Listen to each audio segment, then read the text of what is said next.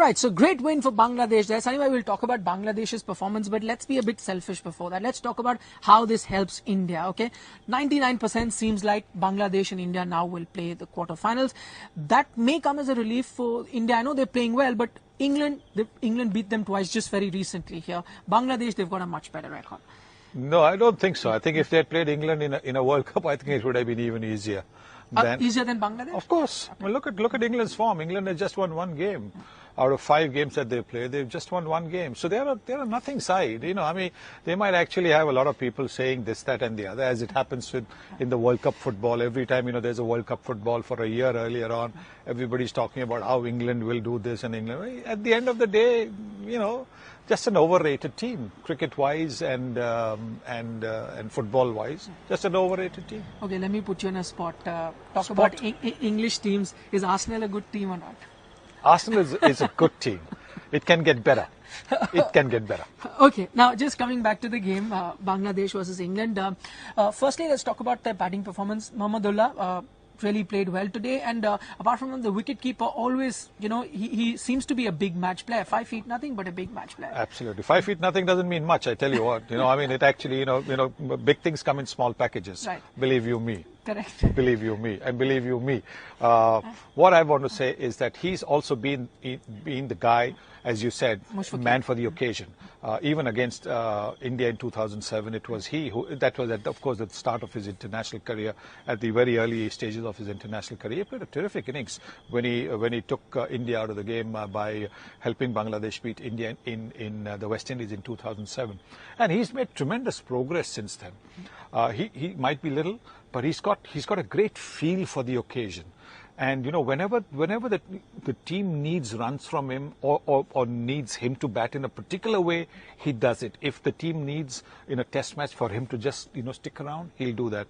And as we saw today, he played brilliantly, because there came a time when Mohammedullah, nearing a century and thereby becoming the first Bangladesh player to get a World Cup 100, was just slowing down a little bit. He was just slowing down, and that wasn't helping Bangladesh.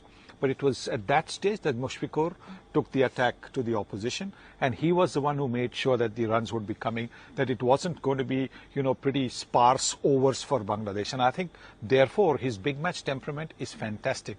Saqib is another one. Mohammedullah played brilliantly. But Bangladesh's batting is coming on so well, and on these Australian pitches and New Zealand pitches, their bowling is getting that additional edge, which they probably don't have in subcontinent conditions. So Bangladesh is a team to watch out for, not to be taken lightly at all by anybody, including India. Okay, so that'll be the quarterfinal. But talk about the England team. You said overrated in World Cups. How would you explain the performance that we saw in the Tri-Series, which actually took them to the finals, beating India twice, and the performance that we've seen in this World Cup? Not just Bangladesh, but like you said, they've not been good. I think India was at that stage looking to experiment. Okay. India was not in World Cup mode.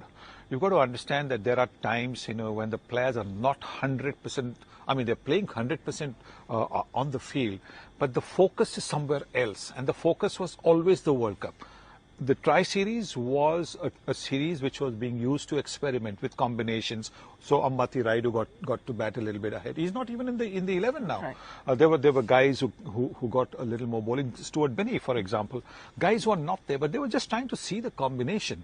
So in a situation like that, you don't always get it right, and that's what happened to India against England. Right. So I won't read too much into the Tri-Series defeats. This is where it counts. This is where, you know, the men are separated from the boys, and quite clearly, England are the boys. Okay, finally, a word on the Bangladeshi fans. I think if there is any country apart from India which has passionate cricket supporters, I've seen it in Bangladesh, couldn't have come to any better set of supporters, you'd say, this way? Oh, brilliant. I think the subcontinent supporters are a class of their own, whether it's Pakistan, Sri Lanka, Bangladesh or India. I mean, they bring us a completely different dimension to cricket watching. They create enjoyment for everybody around them, because there's good humor generally. There is humor when they're if their team is doing well, then they're a lot more, you know, they're a lot more jovial, and therefore it is fantastic. Sri Lanka brings music, you know, the rhythm that they come in with. I mean, it's fantastic to see. Bangladesh have their own little supporter, the guy who waves the flag, the tiger.